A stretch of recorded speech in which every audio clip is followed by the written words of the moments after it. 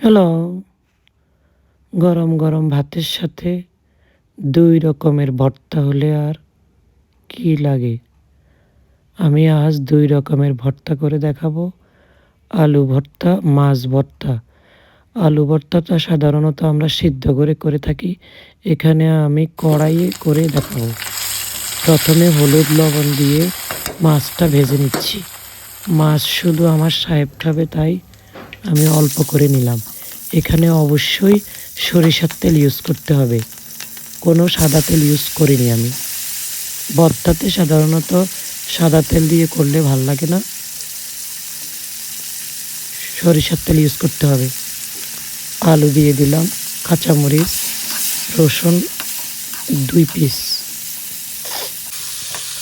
লবণ, হলুদ দিয়ে দিলাম, ঢেকে দিব সিদ্ধ হওয়ার জন্য। এরপর সিদ্ধ হয়ে গেল, আমি ভর্তা বাটনাতে বেটে নিচ্ছি। খুবই সুন্দরভাবে ভর্তা করা গেল। এই বাটনাতে আমি প্রথম করতেছি, খুবই সুন্দরভাবে করলাম, একটুও কষ্ট হয়নি। পাটায় আমার কাছে অনেক কষ্ট হয় মনে হয়।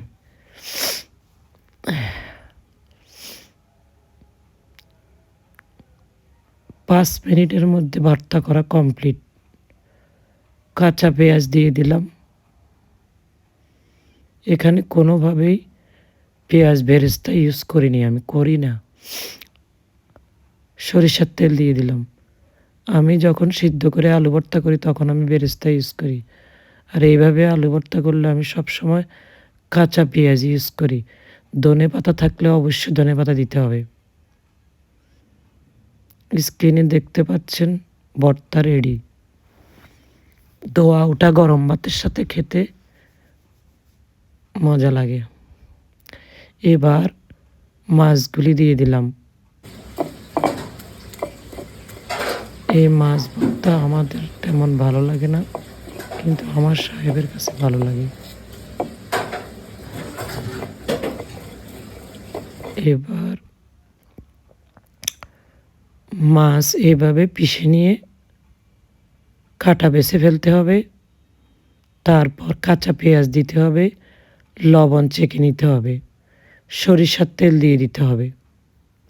ধনেপাতা থাকলে অবশ্যই ধনেপাতা দিতে হবে।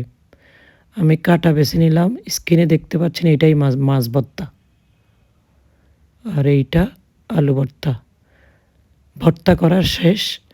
এবার আপনারা সবাই ভালো থাকেন, সুস্থ থাকেন, সুন্দর থাকেন।